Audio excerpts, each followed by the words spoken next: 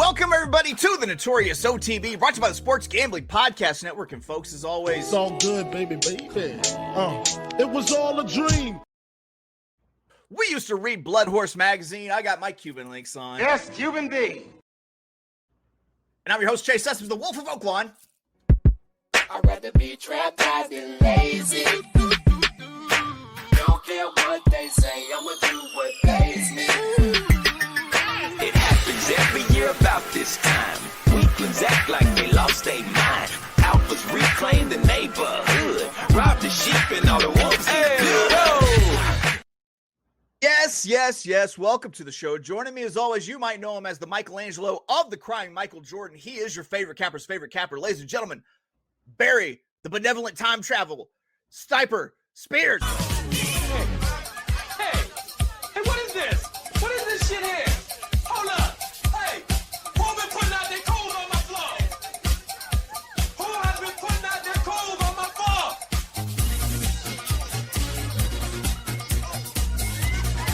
Hey. Have you people ever heard of toasters? I'm doing the turn of the century white guy raise the roof. Hey, sometimes you got to do that. Yeah. Not every day, though. You can't do it every day. No, I mean, roof raising is difficult. I mean, they're heavy. There's a reason that professionals come out and deal with your roof. Barry, real quick, super fan, Notorious OTB, Junior Mafia member, who's got to be leading the pack at this point. Is he the president? He's the president. He might be the capo here. But Uncle Sully was, even before we started, was in the chat. He says, can it be that time of year? Can it? Turfway Park, graveyard of horse players where traditional handicapping techniques go to die. He's not wrong. He's not wrong. But Barry, that kind of quick recap. Our horses definitely would have won yesterday. They would have. We were screwed. We got jobbed there. So bad. You know, that so bad. 20 is going to be 1,000. I hate to be a martyr here, but here's the deal. I put a lot of work into these shows, into handicapping, into writing and everything else. So whenever those shows cancel, it is, I don't have another phrase that works other than boner poison. It is straight up boner poison. Yeah, I wouldn't describe it that way, but I understand You're like, yeah, no, that's gross, but I get it. I get it. All right, guys. Well, as Uncle Sully might have mentioned, it's Wednesday, and on Wednesdays, Barry and I offer you nothing but our best. That's right. It's time for Wednesday Best Bets, and there's no better way to start a Wednesday than with the Turfway Park opening day card. We've dug through the Turfway Wednesday card from the rooter to the tutor to find you our very best bets for the night. We're talking, we'll pull up some past performances. Cheer. What am I doing?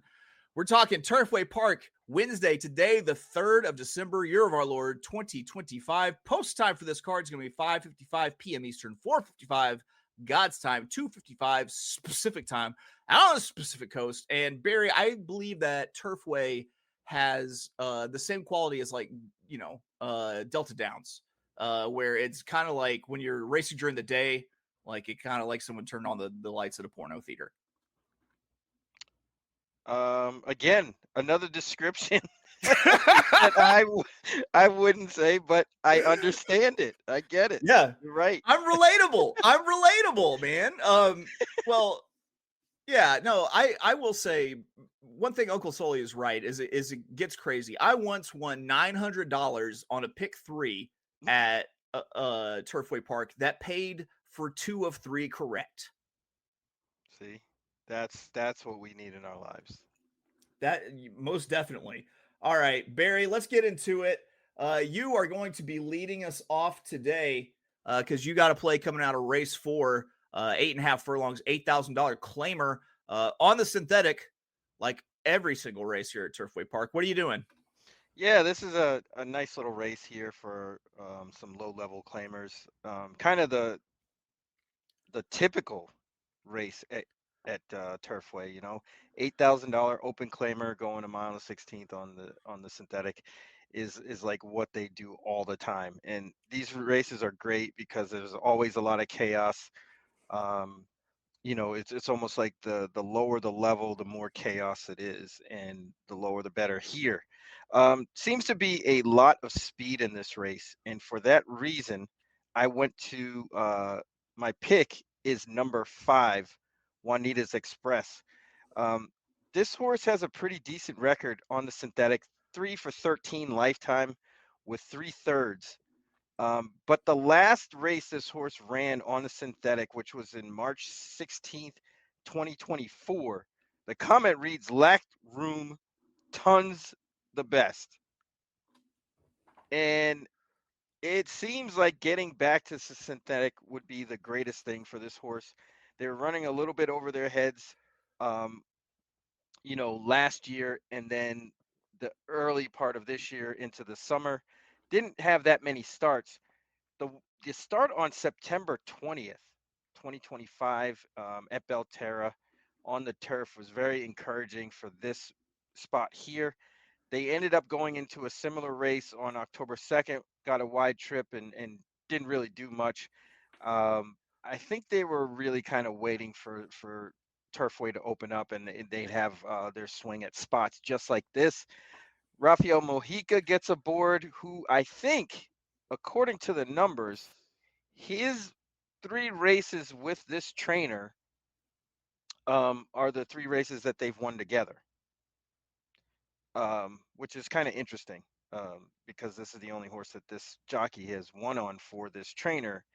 That's what it looks like in the past performances. So there, like I said earlier, there's a lot of speed. Shankar, the 8, should get out there and go. The 10, and Timo should be out there winging it. The 1 has to get involved early and should be up on the pace. The 3 Stride should have some speed. Jazz Hole stretching out, second time going a mile, should show some speed as well. So there's a lot to run into. I think Juanita's Express should get a good trip here. The only horse I'm kind of afraid of is the 12, Noah's Ark. But I think we can beat that horse. So we're going to go with number 5, Juanita's Express, to the hoop. Race 4, Turfway. Let's do it. Love Duncan, Dad. What are you talking about? What you talking about? Of course I do. So my favorite thing about the number 4, Jazzle, is it sounds like someone with like a London Cockney accent saying the name to a jazz club called the Jazz Hole. Jazzo. Jazzo. You know what's up. You play ball over there. All right, guys, real quick, before we hop into my picks, which come out of race 6. Got to get a word in from our good friends at First Bet. Go to firstbet.com. That's the number 1, then stbet.com, and get yourself signed up for a $250 sign-up bonus. Unlock a bonus for every $25 bonus for every $100 you bet over your first 60 days, up to a max bonus of $250. And whenever you sign up, use the promo code NOTB250. Make sure you get on that deal. Barry, I like to say that when you're a horse player, you can never have too many ADWs because you can take advantage of like all sorts of promotions. Do you agree? I absolutely agree. I think every horse player has more than one ADW. That's right. Or so if they're real horse players, real ones, not those phonies that show up and kind of make pretend that they're influencing the game, but they're not. Yeah. So 2 things that make me know that you're a real horse player. 1, like Barry mentioned, you have multiple ADWs. 2, you know what the weather is going to be like in Florence, Kentucky. Florence, y'all. If you look at the favorites, you're like, why does anyone need to know the temperature of Vinton, Louisiana? That's why. Yeah. Because we're horse players. All right, Barry. My play comes out of race 6. 6.5 furlongs, a $16,000 claimer, of course, on the synth. And Barry, I'm doing something that I usually discourage people from doing. I'm foregoing a win bet. I'm just playing an exacta here. I've got a $5 exacta, 3-8 with the 3-8-9. And I've got a sort of spready exact in this spot, utilizing 3 horses all on or near the lead that I expect to be in the mix late. This should not be a quick pace at all. And I think that your winner comes from the front of this race. Not to mention, I've got a track bias angle at play here, as well as some synthetic pedigree to take a shot with. The first horse I'm going to use is the number 3, Samarita, at 10-1. You might be saying how? Take a few steps. But take a few steps back, and if you look at the pedigree and the pace, then you see a 10-1 shot that this sets up well for. I got Samarita alone on the front, and when I dig into this 6-year-old mare's pedigree, I found a dam that didn't embarrass herself in her efforts on the synthetic, and it's sired by a horse whose progeny win in synthetic sprints 19% of the time, which is well above the average of all sires for synthetic sprints. With the weather in Florence, Kentucky being cold, I think that will make the surface kind of contract and make it springy and play well for early speed. Even if it's not playing towards early speed early, as it go through the night, as it gets colder and colder, that surface is only going to get more and more springy and contract. So I'm using that one on top, along with the 8, Bella Cruella, at 6-1. I'm expecting Bella Cruella to be sitting just off of Samarita with a somewhat slow pace. And if that's the case, then I think these two horses go 1-2 at the wire. And the speed should carry, and this one should be in the stalking position and have a little bit of an edge because of it.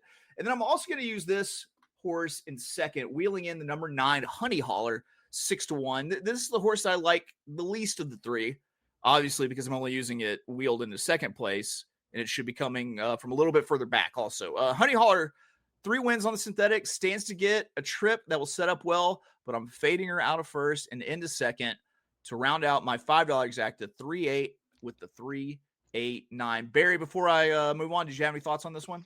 Yeah, that's a tough race. I looked at this race. Honey Holler, I thought was gonna probably get bet down, but there's some holes there to poke, so it's a good one to take a shot with. The 3 in this spot is very should be live, especially first time synthetic dropping in. There's a lot to like. I'm taking the I'm not gonna say buckshot. I'm gonna say the bird shot shotgun spray attempt at this with the part wheel exacta here. I might be kicking myself if Samarita wins and I don't get the 8 or 9 underneath, and that I might I'll kick myself for not playing the old pick 1 if that happens. It's interesting that horse is 14 for 42 lifetime. That's pretty good. Yeah. This day and age, like back in the 90s, that's probably middle of the road, but now that seems like a sort of war horse moniker for a horse like that. 14 for 42 lifetime. That's not too bad. Yeah, I'm hoping that we I don't know. I think that horse gets overlooked because of Hawthorne and because of Fairmount Park. Yeah, well, we see Ravelli, make this move a lot. Horses that ran at Hawthorne come down and do the damn thing over at Turfway. So it wouldn't be a surprise at all, but hopefully we get that price. Yeah, he's also Larry Ravelli. That's the other key part of it too. All right, Barry, how do you feel about wrapping up picks? I think we gotta. Is mandatory. Go ahead, Barry. I am going with a $20 win bet in race number 4 on number 5, Juanita's Express to the hoop. Stand in line. Hoop with his 12-1. Barry playing the old pick 1. I opted to go a little bit different. Pick 1.